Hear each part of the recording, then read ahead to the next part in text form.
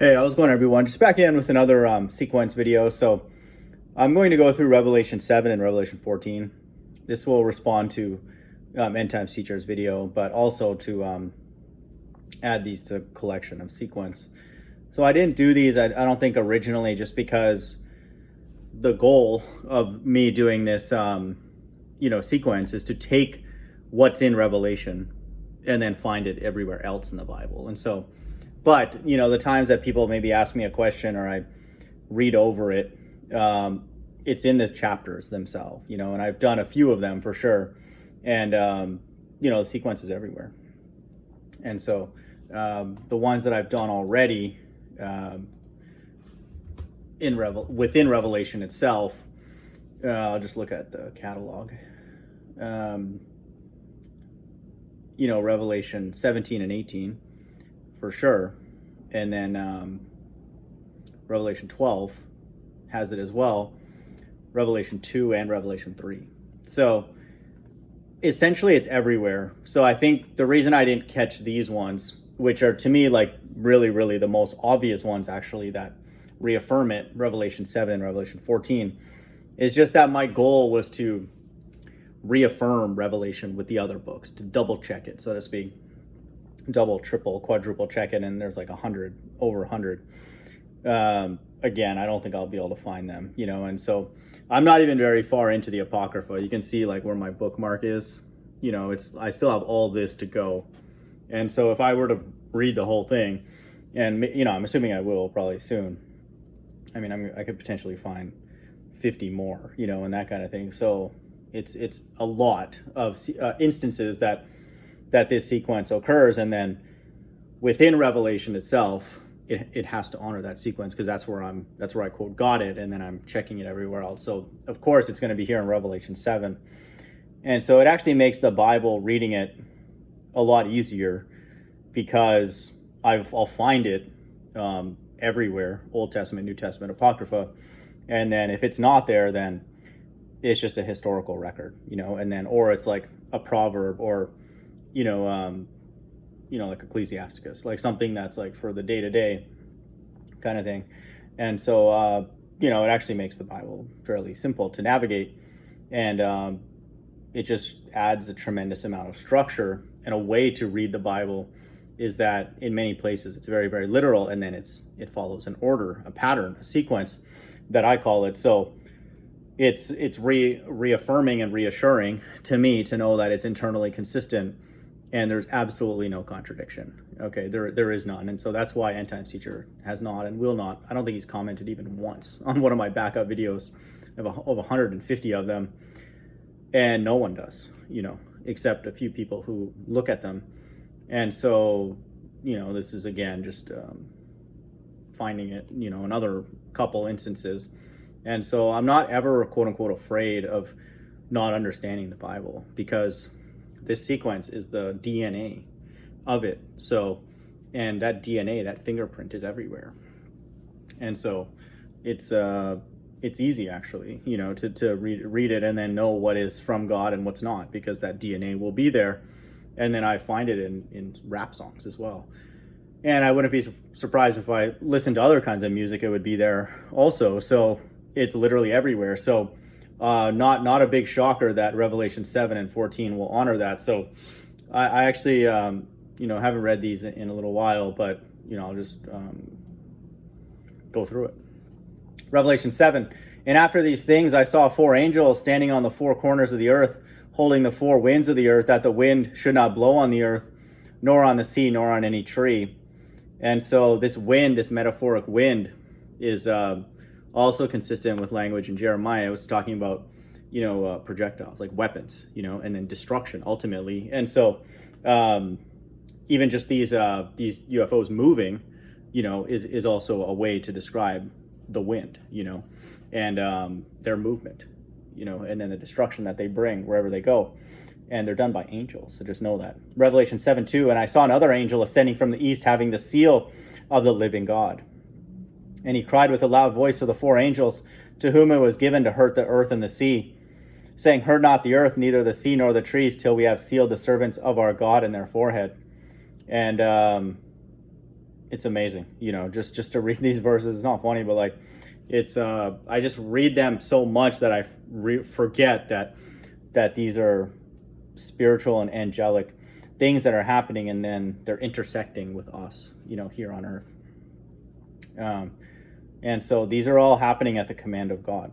Nothing happens in the spirit world, of course, unless God ordains it, and it's the same thing here on earth. Even if we don't feel God's intervention, he's involved in every single thing, and definitely doing this.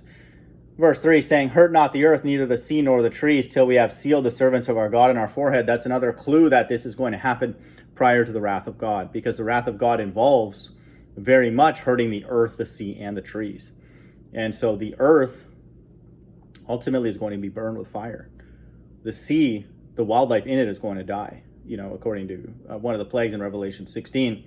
And the trees in Isaiah 10, the Bible says that God's going to burn all of them except a few that a child could count down. How many are left? And so before all of that happens, this is going to happen, till we seal the servants of our God in their forehead. So the reason I didn't put this in this sequence in all my videos is that I never fully understood what was happening on January 1st, 2020. I was still just like, I was receiving revelation very clearly, and then it was being reaffirmed in the Bible, but I didn't know that at that time that I was potentially one of these 144,000 men.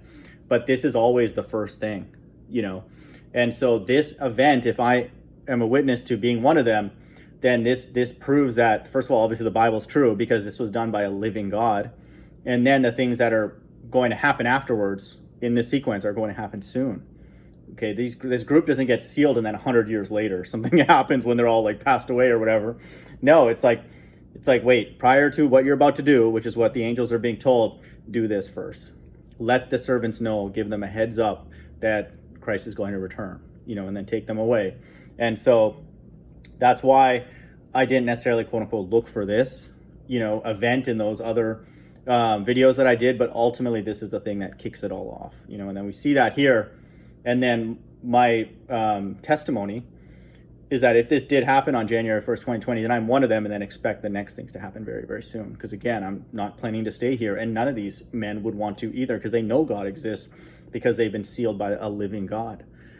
They don't want to be here around you people. They don't want to be here around people that they care about in their family. They don't even want to be just with themselves. They want to be with their living God. Okay, and then that's what they're going to get, salvation for this group. This group, 144,000, will not die. This group right here specifically. And so just know that. This is God's elect. Verse 3 saying, hurt not the earth, neither the sea nor the trees, till we have sealed the servants of our God in their foreheads, in their minds. And so they were given information. Verse 4, and I heard the number of them which were sealed. So it's a very distinct number. God's good at math. Okay, it's not one more or one less. It's this group. And I heard the number of them which were sealed, and there were sealed 144,000 of all the tribes of the children of Israel. Okay, so this is the elect, the first fruits.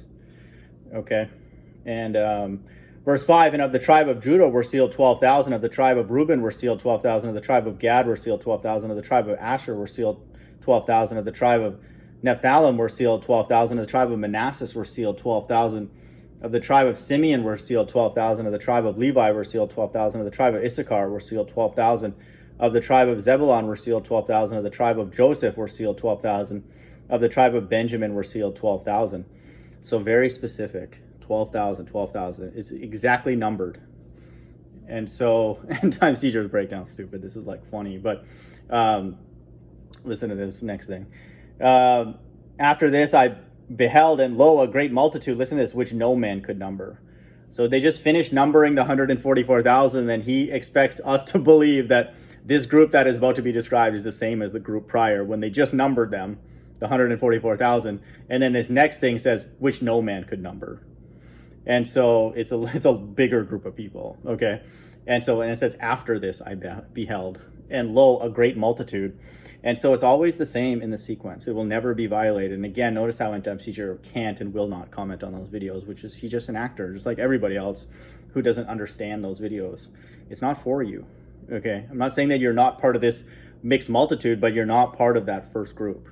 You can't be, because the only thing that you would say is, I was sealed, and then you would tell us what you were sealed with, and then there wouldn't be a discussion. You wouldn't worry too much about the stuff after, because it doesn't involve us, okay? And so that's why he can only be concerned about merging the great multitude with the 144,000 because he knows that he wasn't sealed, and he's not going to be sealed, okay, because he's just a liar, like a lot of people that come by my channel. And he's not even part of this group either, okay, so just know that, because this group was not going to teach false things, and be a liar like he is, and they're definitely not going to teach that Christ was born of a man and woman, which is blasphemy of the Holy Spirit. So he's not part of either of these groups, okay, and so that's why he can't understand the Bible. But it's very, very clear here in verse 9, after this I beheld, and lo, a great multitude. Is 144,000 a great multitude? Okay, it's a very rigid number, and it's like it says here, which no man could number. They just finished numbering them.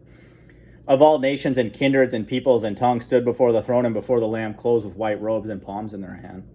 This group is going to serve the elect, that 144,000. And this is the mixed multitude, like it says here, of all nations. That group that was just numbered was only of one nation, the nation of Israel. So how could this group be the group before? First of all, it says after this. First clue, it's a different group. First ding. Second, it says a great multitude, which is not 144,000, which no man could number, and they just numbered the previous one. So it's definitely a different group. And then the final ding is of all nations. That group that was listed from 1 to 8 is only of one nation, the nation of Israel, God's chosen. And that's the elect, the group that were not blinded. The rest were blinded except for that group. They know the truth because they were sealed. And so that's why my channel doesn't make sense to people. And it never will unless you are sealed. Okay, so I know that. And of all nations. And so this group in verse 9 is a group from all nations on earth, not just Israelites. There's a small group, like there's going to still be Israelites for sure, who refuse the mark of the beast, but it's from all other nations too. Elam, all that, okay? And Moab and all that kind of stuff. So again, this is the mixed multitude that refused the mark of the beast, and they gave up their life, and then we'll reaffirm that in this chapter. After this I beheld, after this, first ding, great multitude, second ding, no man can number, third ding, all nations, fourth ding, that it's not the group that's listed above. This is too easy. It's fun.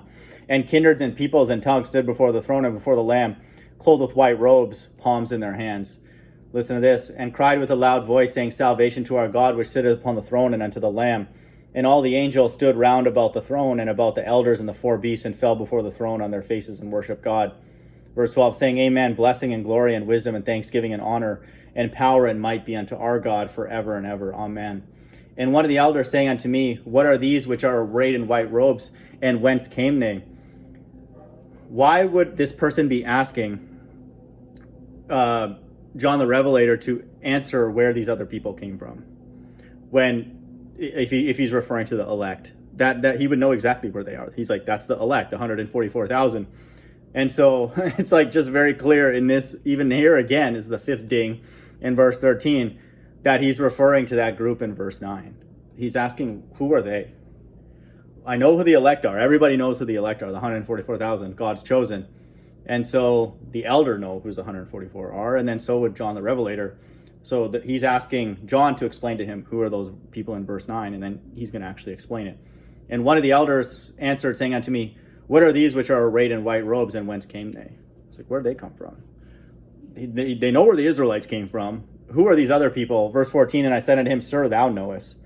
And he said unto me, These are they which came out of great tribulation, and have washed their robes, and made them white in the blood of the Lamb.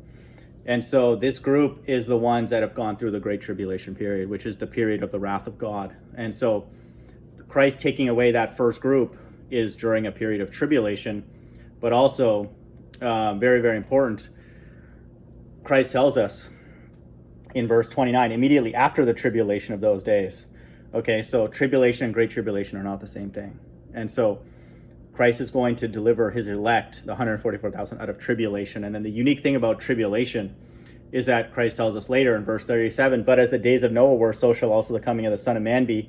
For as in the days that were before the flood, they were eating and drinking, marrying and giving to marriage until the day that Noah entered in the ark, and knew not until the flood came and took them all away, so shall also the coming of the Son of Man be. So it's going to be a calm time.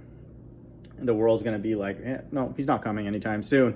This is the verse. These are the verses that end times teacher can't understand. And so they don't know, he's not part of either of those groups. And so he's definitely not going to understand the Bible. And so Christ is going to return during a calm time, which is not the Great Tribulation, okay? And so that's the part that he doesn't know, and a lot of people don't know unless they're involved in it, you know? Like me, if I was sealed on that day, it's because I'm involved in that, you know, and I'd be one of them. And so it's not that I deserve it or anything, it's just I would have been chosen for that. And so that's why I know that why all these verses work together. And so End Times Teacher's position is that Great Tribulation here in verse 14 is the same as what Christ is saying in verse 37, the days of Noah, people eating and drinking, giving to marriage. So how can you have Great Tribulation and people eating and drinking and giving it to marriage? It just seems like it's normal. How does that make sense? Unless Christ returns during a calm time to take away his elect. During tribulation, where the mark of the beast is out, but not fully, you know, like we get reaffirmed in Revelation 16:2, which is the first plague, the wrath of God, and the elect are taken away prior to that. And so that's the position that he has to take. That Great Tribulation is the same language and marries up with Matthew 24:37, which is ridiculous. And so that's why he doesn't understand, because he's not part of either of these groups, that Christ is going to return during a relatively calm time. That's called tribulation. And then once they're taken away, that day begins the Great Tribulation, 1,260 days of wrath. And this group right here that's being described in verse 9, they go through some amount of it, and then they give up their life, you know, as a testimony to, you know, their faith in God, you know, and the commandments. And so that's what's being described here. And this is a great multitude, a mixed multitude is what it's also called, because it's from all nations. And so this group is not just Israelites in verse 9. And this group is going to serve the elect, and the elect are going to serve Christ. And so that's the hierarchy. That's the pecking order. Verse 14, I'll read it again. And I said unto him, Sir, thou knowest. And he said to me, These are they which came out of the Great Tribulation, and have washed their robes, and made them white in the blood of the Lamb. Verse 15, Therefore are they before the throne of God, and serve him day and night in his temple. His temple represents the elect. And so, like I said, the Bible's consistent everywhere. It only doesn't make sense to certain people who are actors, and serve him day and night in his temple. So that group is going to serve the elect, which represents the temple in verse 15. And so, and it's all happening in front of God. Therefore, they are before the throne of God, and they serve him day and night in his temple, which is symbolic of God's elect. And he that sitteth on the throne shall dwell among them. And so God will be the orchestrator of all of it. But that's the hierarchy. You know, Christ says the greatest in the kingdom, you know, and then the least in the kingdom, and then there's hierarchies, right? That even the least in the kingdom would be greater than John the Baptist, as he is here on earth. And so, you know, there's a hierarchy, and that is the hierarchy. And then it'll always be Christ, and then above even the 144,000 are the two witnesses, Moses and Elijah. And so that's his, like, right in, if this was like a ceremony, a seating arrangement, there would be Christ on his throne, and then he would have two seats next to him, Moses and Elijah. Then it would be the 144,000. And then if I was sealed on January 1st, 2020, then I'm one of them. And then it would be the mixed multitude, or the great multitude, and they're from all nations. And then that's who's in the kingdom. And all of their righteousness will exceed the scribes and the Pharisees, according to what Christ says. So no one's beating anybody over the head or anything like that. These people are monsters. And if you're not calling them out as a monster, you're one too, okay? And you're definitely not involved in this. We don't want you there. Verse 16, they shall hunger no more. Wait a minute, why is it talking in verse 16? This is Revelation 16. Wow, man, the Bible's consistent. It's amazing. So Revelation 16 describes the plagues, you know, which is the wrath of God, the great tribulation. And then now it says they shall hunger no more. Well, wait a minute. They went through a time of famine, death, mourning, and famine, Revelation 18:8. Okay. And so that group has gone through some amount of the plagues. And so they're being told here, they shall hunger no more, neither thirst anymore, neither shall the sun light on them, nor any heat, because the plagues in Revelation 16 were touching the food supply, were affecting the water, turned them into blood, and then even God was affecting the heat intensity through the two witnesses, and with scorching heat, a heat wave, and then there was a power outage. So Revelation 16, again, verse 16, is referring to the plagues that group had to go through, some amount of it.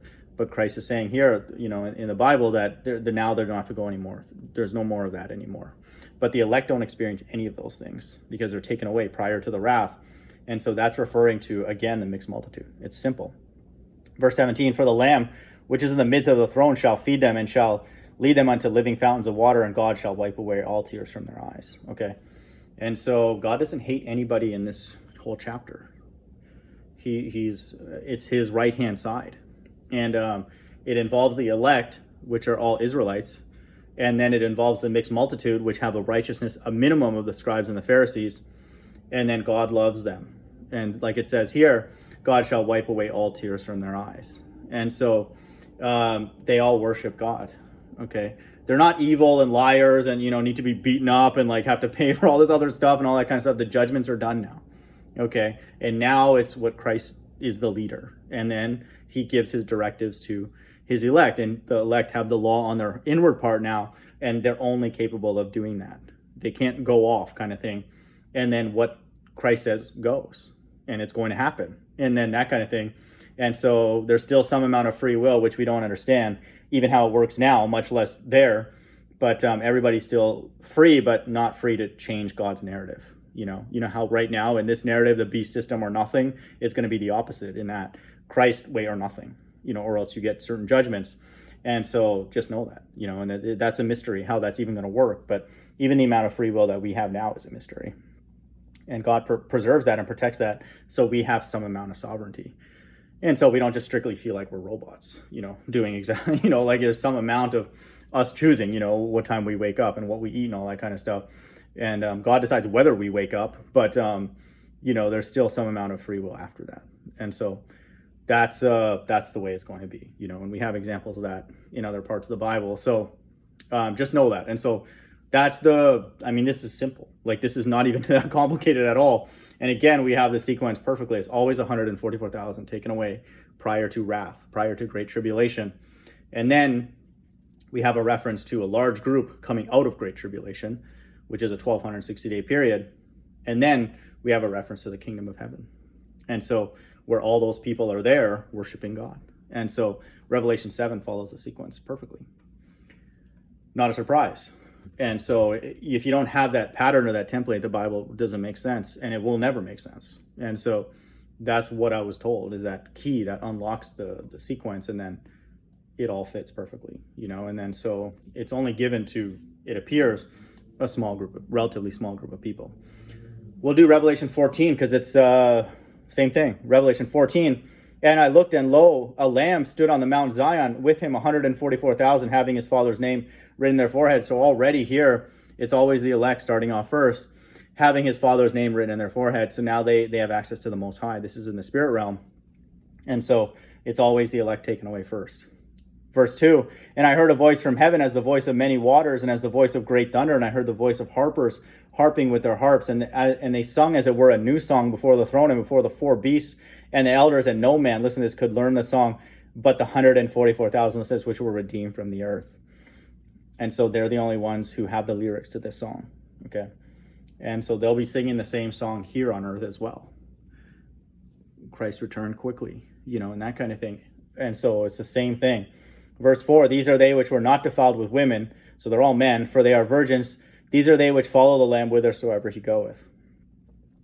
They're distracted by God only. They don't care about what anybody else thinks. They don't care about what anybody, even in their group, thinks. It's just what God says. And so they don't chatter around amongst each other. They just follow God. Okay. No, hey, what are you doing today? What are you up to? They're not gossiping about each other. Hey, what skin color are you? And all that kind of stuff. They're following God. That's it. And they just, wherever God goes, that's where they go. And they're just distracted and enamored by that God. Okay. And so all you gossips that chatter this way, I know that you're not part of this group. And we don't want you there anyway. I'll read 4 again. These are they which were not defiled with women, for they are virgins. These are they which follow the Lamb whithersoever he goeth. These were redeemed from among men, being the first fruits unto God and to the Lamb. Revelation 14:4. Is that a coincidence that it's in that position? It's not funny, but that's 144. This Bible is constructed perfectly, and we can see it because God shows us.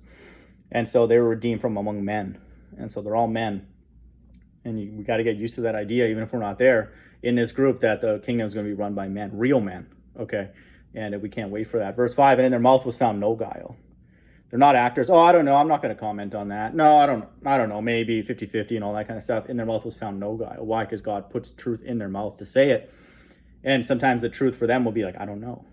And then that's no guile because they just say, I don't know. They don't just make up stuff, nonsense that you people do regularly. for they are without fault before the throne of God. And so these are God's mouthpiece on earth. And so these are the only people that I want to interact with if I'm not one of them, because everything that comes out of the mouth will be no guile. And so these are the only people that know the truth, again, because they were sealed in Revelation 7. And so if you don't think that I'm one of them, you should be one yourself or go find one, because if you don't, then you're not going to be taught the gospel. Verse 6, okay, so it's always the elect taken away first, and then they're described, which is, very good to know some of their characteristics. Now, the next thing in the sequence is a 1260-day period of great tribulation. And then we're taught during this time what happens as well. Verse 6, and I saw another angel. Whoa, another angel. Wait a minute, I thought End Time Teacher was teaching the gospel. Or Ken Hovind and Pastor Anderson and T.D. Snakes and Joel Osteen. I thought they were teaching the gospel. Ravi Zacharias. And then all you ding-dongs on YouTube, good servant, these people don't even know how to talk. I thought they were teaching the gospel or preaching the gospel, but what the Bible says here in Revelation 14:6, and I saw another angel fly in the midst of heaven, having the everlasting gospel, the real gospel, to preach unto them that dwell to the earth. Wait a minute, it says the angels doing that. Are all these ding-dongs on YouTube angels, or are they just retarded? I think they're retarded, actually. Having the everlasting gospel to preach unto them that dwell on the earth, and to every nation and kindred and tongue and people. So what does every mean? They must be in the sky, and they must be able to traverse the entire earth and communicate in a way that is independent of language. And so how does that happen? Through the Spirit, okay? Because the mixed multitude on earth, they're going to be aware that that's God preaching the gospel through his angels. And then they're gonna know that the real enemy is here around them on earth, not up there. And then they're going to get isolated, okay? Because they will listen to this gospel and realize that this is the everlasting gospel, not the gospel that's being preached by these dum-dums on YouTube, and out in the streets and in these churches, okay? And the quote-unquote Hebrew Israelites, okay? It's going to be in the sky. And so that's what's happening during this time of great tribulation. The elect don't need the gospel preached to them. They're taken away. They're already in the spirit realm, and like I read in verse 1, having the Father's name written on their foreheads, okay? So God's marked them. That's his quote-unquote property, okay? And then they have access. Everything that now they think goes through the Most High. And they can only do things that please the Most High. And so just know that. And then this group, there's a time of sifting happening here.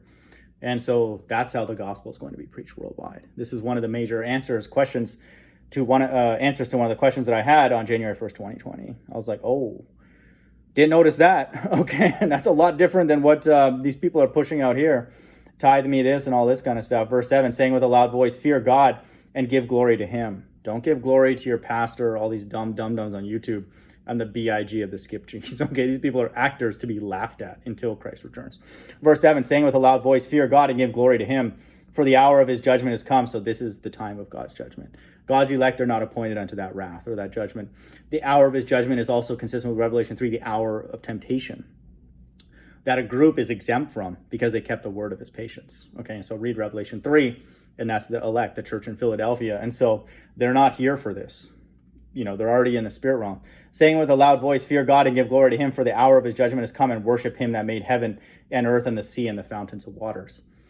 So that's what is happening. Gospel is going to be preached during this 1260-day period at the command of the two witnesses who are going to be in America. Listen to this, verse 8. And there followed another angel saying, Babylon is fallen, that great city, because she made all nations drink of the wine of the wrath of her fornication. And so after that 1260-day period, America is burned by the other nations. And one nation we know for sure that is Iran, because that will fulfill Jeremiah 50, which is a layered prophecy. The ancient Medes, modern-day Medes, Persians, Iran, okay? And they're going to shoot arrows that do not miss because God has taught them how to do that. Verse 9, and the third angel followed them, saying with a loud voice, if any man worship the beast in his image and receive his mark in his forehead and his hand, and if you look up that word, hand, that word means agency, okay? And so it doesn't mean actual hand. And so they'll take you 10 seconds to research that. And so again, just know that we're following the sequence. It's always the same. The elect taken away, a time of great tribulation. Now it's Christ returning, 30 days of wrath to destroy everybody with the mark of the beast. And so that's what it is. It's amazing. It's everywhere. And the third angel followed them, saying with a loud voice, if any man worship the beast and his image. So at this point, after 1260 days, that's the time period that God needs to tag the entire earth with the mark of the beast and receive his mark in his forehead or in his hand. And so the forehead is their mind. It's not a microchip, okay?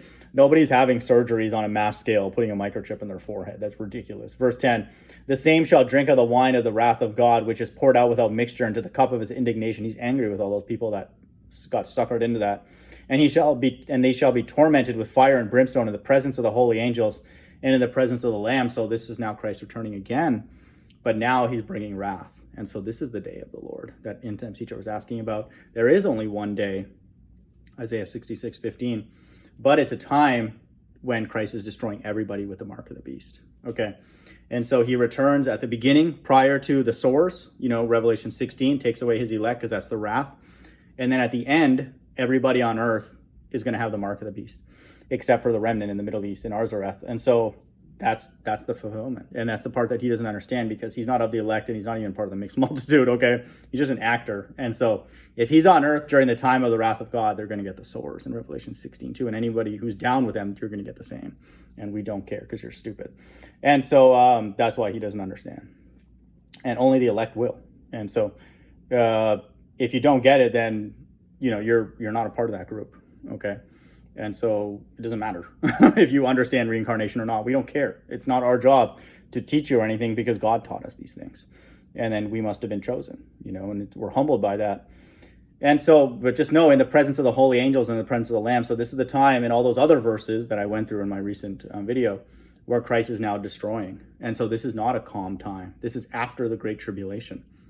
End Time Teacher has a stupid idea that after this time, the mark of the beast is going to make everything calm again. Okay, everything's good now. Okay, Great Tribulation, that's over. It's peaceful now. And that's how Matthew 24 gets fulfilled. That's ridiculous, okay? This is a time that the frequency of evil is increasing. Okay, and then this is at the end when the mixed multitude are purged from the earth because they refuse the mark of the beast. And so, no, it's not peaceful. People are giving up their life for their faith in God. And so, no, the mark of the beast is not going to be the solution to that. Everything that they teach is just dumb at this point. And the nice thing is that it's obvious. It's literally just reading the Revelation 14 and then taking it literally and saying that that's the sequence. Same with Revelation 7. You just read it and you're like, oh, that's a sequence. Revelation 17, you just read it and that's it's like, I don't know what to say. It's like could not be any easier. It's amazing.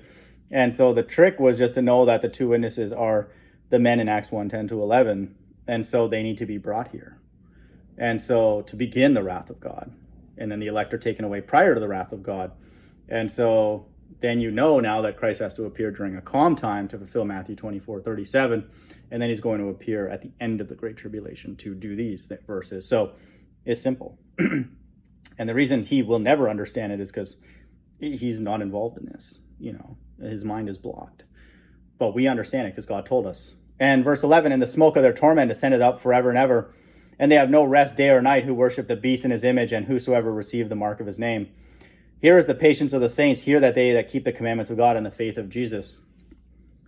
So, wow, we have a reference to the saints. Okay. And so the presence of the holy angels, presence of the Lamb. And then we have a reference to the saints.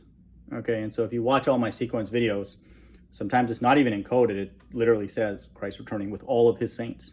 And guess what? All of his saints means all of his saints. And so End Time Teacher will have to say all means some, because he doesn't understand that the elect have been taken away. All the saints have been in the spirit realm, And so they just have to make up stuff, just like when it says Joseph and Mary did not lay together prior to coming together. He'll be like, no, they did once, or however many times it took to make Christ. And then they'll just make up stuff. Okay, then you dumb people defend him, and so you guys are all finished. And so we don't care. You people are morons. And good luck to you.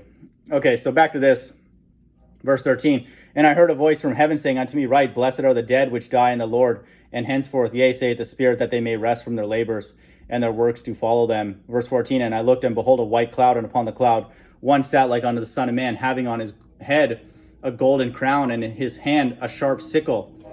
So now we're getting the details of the destruction. Okay. But we're being told here, blessed are the dead which die in the Lord from henceforth. And so all these people are in the spirit realm. Okay. And so they're in that realm, and they're safe now prior to what is about to happen here, which is a lot of blood. Okay. And so just know that. Verse 14, I looked, and behold, a white cloud, and upon the cloud one sat unto the Son of Man, having on his head a golden crown, and in his hand a sharp sickle, and upon his head a golden crown. You can even think of it as this UFO, okay, above where he's seated on this, in this so-called UFO. And so it could actually literally be on his head, but it could actually represent the covering that he's under, and it's a gold color. And in his hand a sharp sickle. He's ready to kill now. And you know, in Luke, when it says that slay those who don't want me as their king, kill them right in front of me, this is what's happening literally now. And another angel came out of the temple, crying with a loud voice to him that sat on the cloud, which is a UFO, thrust in thy sickle and reap, for the time is come for thee to reap, and for the harvest of the earth is ripe. So everybody on the earth has the mark of the beast, or has a, you know, the worships the beast in their mind. All the elite or whatever, and all these like governors and all that, they're not stupid. They're not taking the mark of the beast. It's all of them. Verse 16, and he sat on the cloud, thrust in his sickle on the earth, and the earth was reaped. He's just burning everything, just plowing everything, and body and soul is being destroyed there. Okay, so just know that. And another angel came out of the temple, which is in heaven, he also having a sharp sickle. So now the angels are getting in on it too. Okay. And they're all able to kill with fire in his body and soul. Verse 18, and another angel came out from the altar, which had power over fire. Listen to this. And cried with a loud cry to him that had the sharp sickle, saying, thrust in thy sharp sickle and gather the clusters of the vine of the earth, for her grapes are fully ripe. That's in verse 18, 666. Everybody with the mark of the beast. Verse 19, and the angel thrust in his sickle into the earth and gathered the vine of the earth and cast it into the great winepress of the wrath of God. God is just killing everybody. Blood everywhere. And the winepress was trodden without the city, and blood came out of the winepress even unto the horse bridles by the space of 1,600 furlongs. Okay. It's just blood everywhere. Okay. And God doesn't care. And that's in 14 plus 20, 34, 444, FFF 666. So that's, again, follows the sequence. It's perfect. And so it's always the elect. It's always a time of great tribulation where the gospel is going to be preached. And then it's a time of Christ returning with his elect to destroy everybody with the mark of the beast. And if you just do the math, it makes sense that if you were to look at how many people have the mark of the beast now, it would take, about 1,260 days to make sure everybody on earth, has it or has access to it, and is now not caused, but like pretty much forced to take it. And so I suspect the first sores of the wrath of God, people are going to be like, look, okay, you don't believe it now? Look at these sores, and it's going to be even on your favorite truthers. And then they're going to go and attack the people who haven't taken, what I'm talking about. And so that's in Revelation 12. This dragon's going to be angry. It's going to be wroth with all those people, and it's going to go and attack them and say, you better do this or else. Okay. And then that's the mixed multitude, who have to give up their life. But the elect are taken away prior to that hour of temptation because they're not tempted. I'm not even tempted to be here now because I know all you people are actors and you people are brain dead.